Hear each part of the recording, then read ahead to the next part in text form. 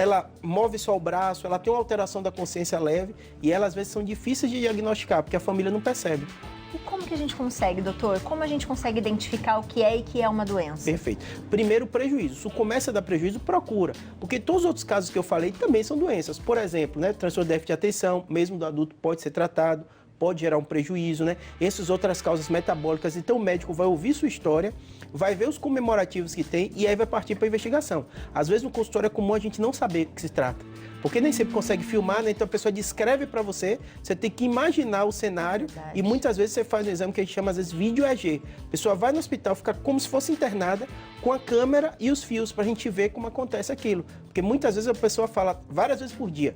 Quando a família identifica é porque acontece muitas vezes. O caso, como você citou, situações muito drásticas, né? Dirigindo, pessoas podem se afogar, né? Quantos afogamentos podem não ter sido por isso também, né? Numa crise parcial e a família não notou. Acidente de carro também. Então tem que ficar muito atento. Notou, tem que procurar ajuda. E às vezes a gente tem que pedir o Holter, que é aquele eletro 24 horas para ver se tem alguma arritmia, né? E toda a avaliação cardíaca. Normalmente, quando o paciente diz assim, ó, estou tendo apagão, na cabeça da gente médico abre um leque de possibilidades. E normalmente a gente faz a investigação cardiológica, faz a investigação neurológica com eletro, vídeo EG, vê muitas vezes o exame de imagem também para ver se tem alguma coisa e muitas vezes esse exame metabólico, né? Porque às vezes a diabetes, né? A hipoglicemia pode ser um sintoma inicial, então a pessoa tem uma sensação que ela não sabe referir direito, que ela perde a consciência e daqui a pouco volta. E doutor, no cérebro, me desculpe a ignorância, existe alguma coisa, algum canal que desliga quando isso está acontecendo? Isso, perfeito. O que acontece? Aqui no nosso cérebro, é curioso isso, que motor a gente imagina, teve um AVC, parou de mexer,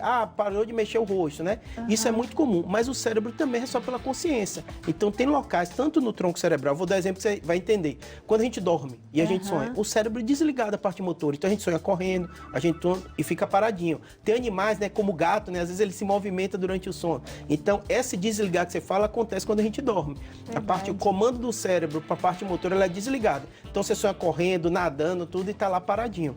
Então, é como se eu estivesse sonhando acordado. Isso mesmo. Agora, na hora da crise, o que acontece? Dá um curto-circuito. E esse curto-circuito, a depender de onde seja, a característica é diferente. Então, na crise de ausência, a consciência. Então, às vezes, a criança ela fica parada, às vezes tem uma coisa que a gente chama de automatismo, fica como se estivesse mastigando, dá uma piscada de olho, fica uma coisa estranha. E os pais, às vezes, não sabem o que é. Acham, será que ela está isso e aquilo? E, às vezes, o neuropediatra tem que fazer esses exames para chegar ao diagnóstico. E isso é